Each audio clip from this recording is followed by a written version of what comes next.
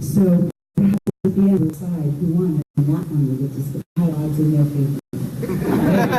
No pressure at all. So let's take a seat.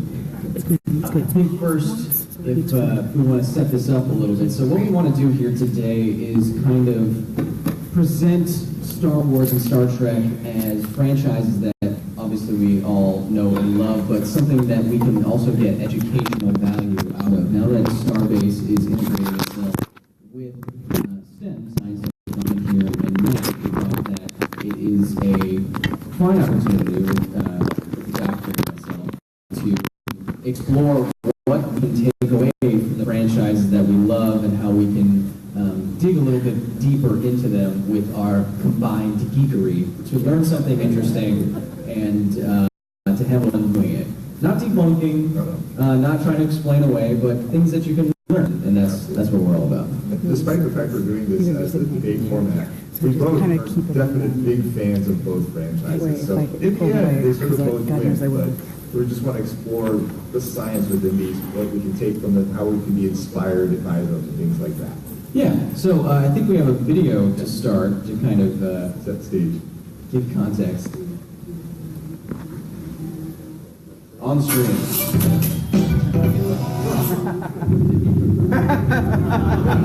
We're caught in some kind of tractor beam. Open a channel! A sense of presence I've not felt in a long time. Nerds! Ah, you and we're not nerds. If we're nerds, you're nerds. Yeah, right. I'm a Sith Lord, and you're a bald guy in pajamas. Can you do this? No, because that doesn't make any sense. If people can do that, does anyone have a gun?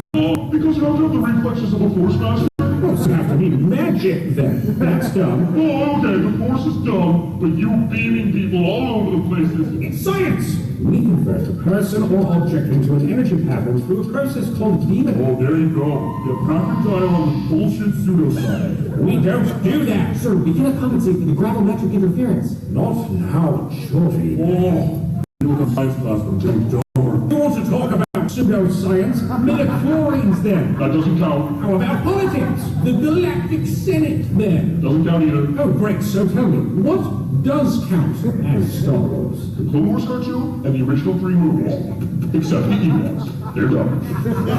Yeah, hilarious. Almost as hilarious as Star Trek 5. We don't speak of the other stuff. That's weird, because it seems like all you do is talk. Your simple shoot-em-up mind just can't handle these complex, nuanced issues. Oh yeah, your stuff is so nuanced. Be nice to Data and don't be racist to aliens. There, I solved Star Trek. It's far more intelligent than your dark side, light side nonsense. Star Wars is like philosophy for children. Yeah, sorry, we have to keep it simple to, you know, move the plot along and have some action. Star Trek has plenty of action. Captain, will you be attending my poetry reading later? God, Data, seriously. Really strong Star Trek character gets his ass kicked all the time. Enough! I won't sit here any longer and be insulted! Oh man, the Force rules! Oh, warp sucks so bad. Yes, very funny, Lord Vader, but I'm afraid that while you were prattling on, we were collecting valuable information about your space station and have detected a weakness. Target the exhaust for fire photon torpedoes! Photon torpedoes? What are those, like geek-ass proton torpedoes?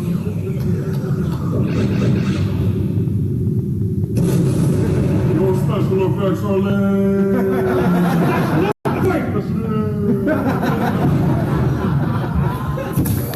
Hey, Amber from College Humor. If you like that video, click subscribe. Make sure to like and subscribe if you want to check out more stuff. So yeah, we're kind of gonna be playing off of this. What is nerdier in so much as to say as what can we learn from these franchises and how much we geek out about them? And we're kind of gonna take the whirlwind tour of the kinds of things that we think that you can glean from these franchises and say which is nerdier. Now, just a quick round from the room. Who thinks Look, I know I'm up against it here. I'm a Star Wars fan. That's why I wore the red shirt, because I know it might not turn out so well for me here. Who thinks Star Trek is nerdier? See, he's laughing at me. Who thinks Star Wars? Yes, I think that laugh says it all. Hey Doc, why don't you kick us off? Sure. Well, one other thing too, we'll do a little bit of a back and forth, but then we're going to open the floor up for you guys to ask questions and putting some thoughts out, and definitely want to involve you guys as much as well. As long as they are questions. Exactly. Yeah. Because most times they're not. This is very true in the academic setting. So, again, let me stress it before I dig into Star Wars a little bit. I do love both franchises. But one thing I love about Star Trek in particular is that Star Trek tends to ask a lot of questions, right? So there's a lot of reflection, things like what constitutes life? These kinds of things come up all the time. We see this in the various series, not just in one of them. With The Next Generation, you see a lot of Data questioning what constitutes life. Is he alive? Is he not? There's a lot of debate and a lot of discussion. Which, yes, I know Darth Vader on the video would be like, boring. No, I mean, I would never. I would even argue that Measure of a Man is probably one of the best sci-fi storylines in fiction. It's a great episode. Absolutely. Great special effects too. And it comes up in Voyager as well in the context of the holographic Doctor. Is he alive? And even more, in a more fundamental sense, there's a lot of where did all this life and all these other planets come from? And there's many episodes which try to address that in various ways with varying levels of success.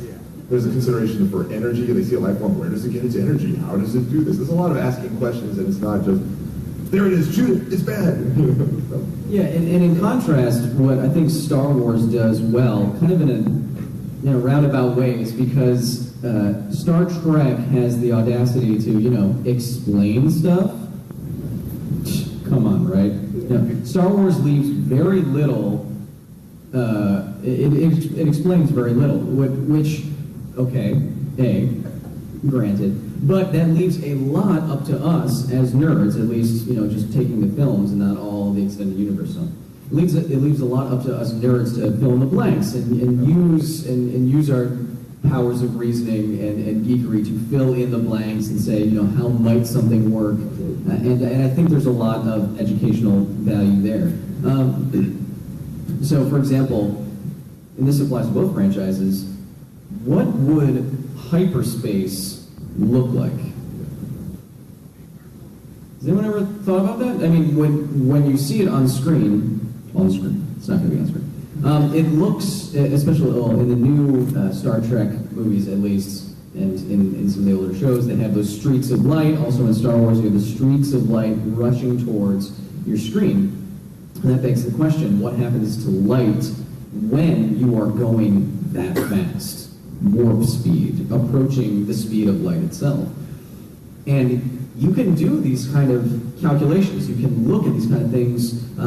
Einstein did with what's called aberration of light. So how light will change frequency and warp as you go faster and faster towards or away from an object. We use a similar kind of thing to determine how the universe is expanding. For example, we can see how the colors of galaxies are changing as they are either coming towards us, relatively speaking, or going away. They shift in frequency and color.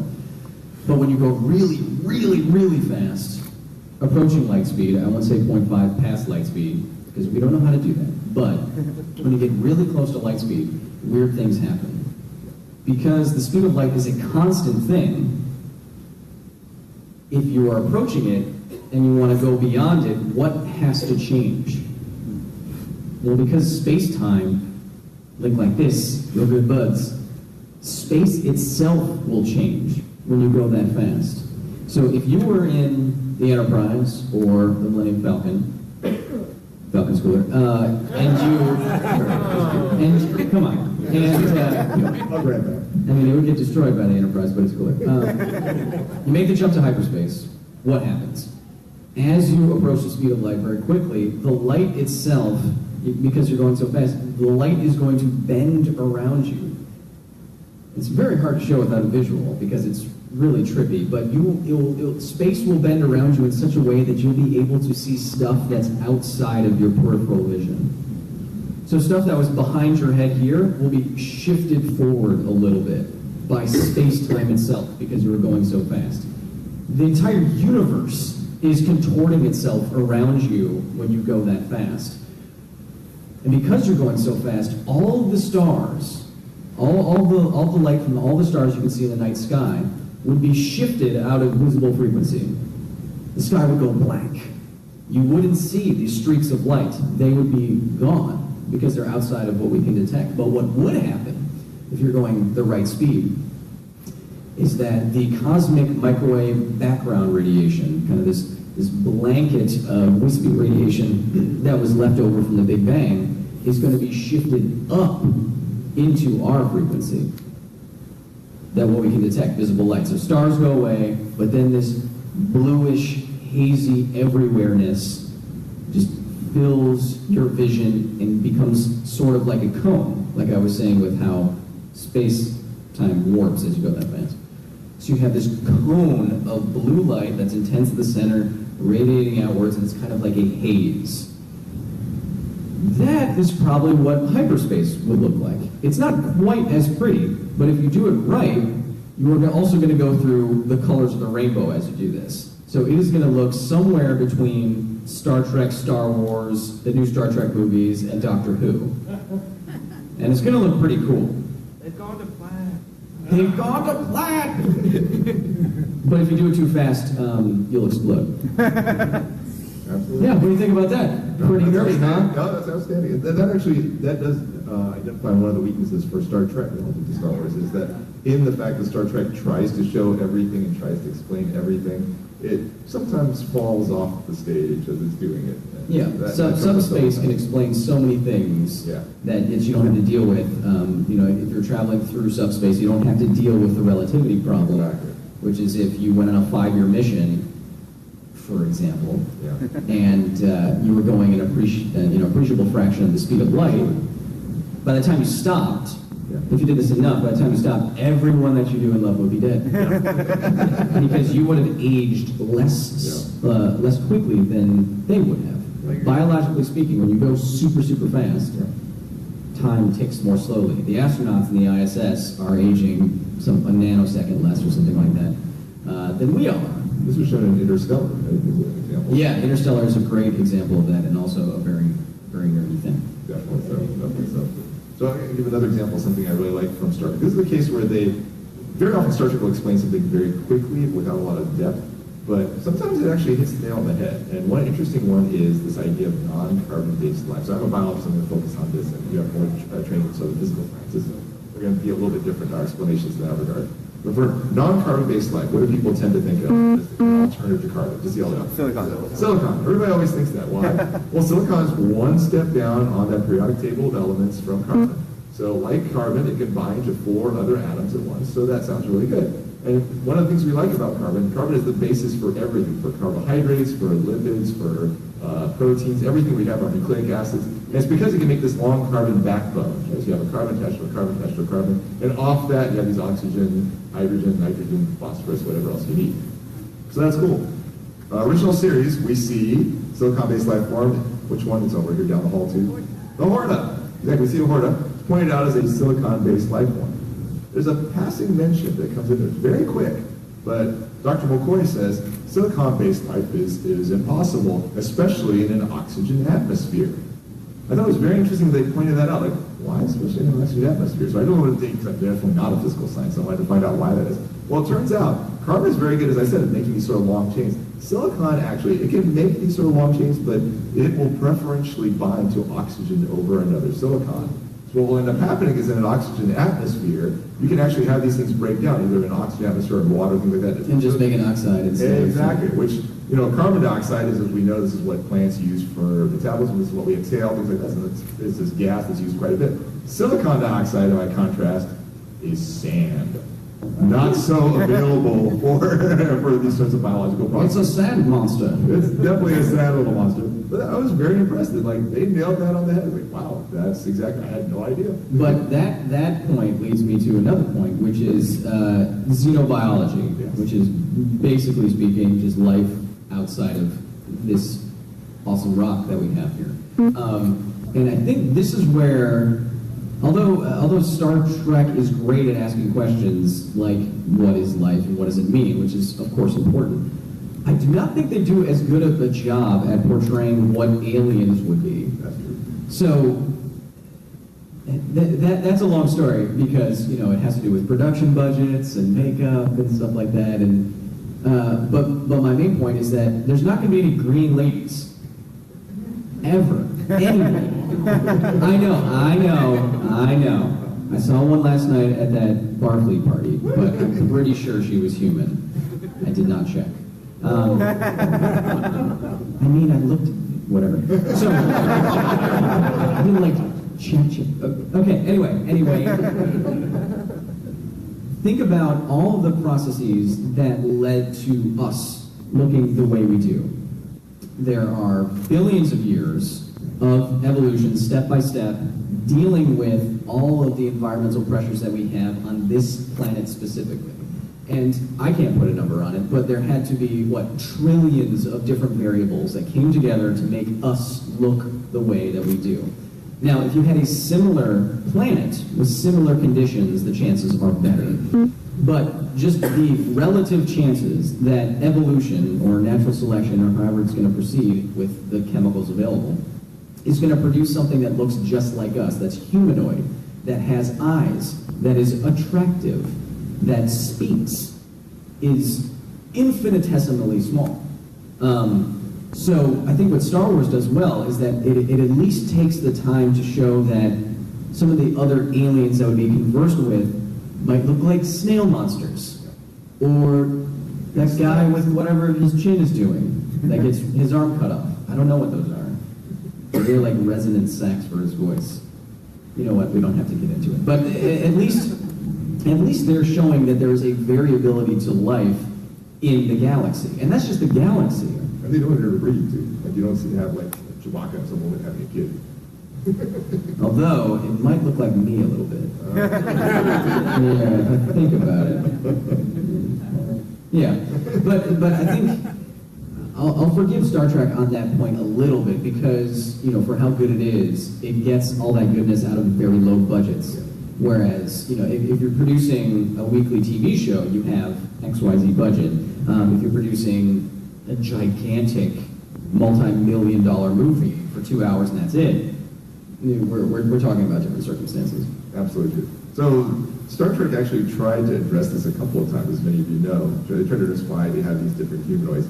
In some cases, they failed dramatically for exactly the reason that Kyle was saying. So, for example, the episode, maybe you know, Next Generation: The Chase. Right? It's this idea that all these planets were seeded 4 billion years ago, and somehow or another, over that 4 billion years, they came to look almost exactly like us, except for slight variants of nose or forehead, or just they're green. That's the only thing that would change. That's it. The molecular machinery at work in a human body it's so much information. Absolutely. That any one flick of any one genetic switch could turn you off. Absolutely. You just stop functioning. And formally, by their explanation, you are literally more closely related to grass than you are to a Vulcan. So, come on, really? That's pretty cool, though. That's pretty crazy. I like thinking about it. Yeah. Grass is pretty unemotional if you think about it. Oh, that's true. That's true, yeah. But there are some episodes which actually hit better in that sense. So there's one episode which kind of got forgotten from the original series. This one where they go and land on this planet. There are these Native Americans there, oh, that's really weird. Why are there Native Americans on this planet? Because we had the costumes. Because we had the costumes. But what they said there is that there was a super race called the Preservers who came and they took some struggling races, which I assume at this point that they meant they came to Earth, pulled some people up and then plopped them down on other planets. That actually could be, if you were to set up the whole thing, you have to take trees and soil and all these other things to actually keep them alive. That would be fair. They like terrariums. Yeah, giant terrarium. That's a good analogy. Yeah, basically like Prometheus, one of the best sci-fi films ever made. But that is one actually would work. And if they did it far enough back, let's say they did it 100,000 years ago or something like that, quite possible that maybe in that time some forehead ridges evolved or some little nose creases or detached ears would evolve. And you'd probably be infertile because, as I mentioned in some of my earlier talks over the course of the con, we did interbreed with other humanoids here on Earth within the last 100,000 years. So if they weren't on Earth, there's no reason why we still couldn't interbreed with them if we brought them back. So every now and then they hit on something, but sometimes they just forget it and move on. We might have some weird environmental pressures that move their genetic code somewhere that if they came back and we did interbreed with them, we might get some weird stuff. Absolutely. Think about that. Yeah. But I agree with what Kyle was saying, though. The base level explanation of that, there's no way in heck. That would No, I mean, I think movies like Arrival do this really well, Yes, whereas I love that movie. the universe has no obligation to make sense to us at all. So there's no reason for something to come down from outer space and, like I said, like have a face. Yeah. We expect it to have a face. How else are we supposed to communicate? But this thing could just be. I'm having trouble because it could just be indescribable. Yeah.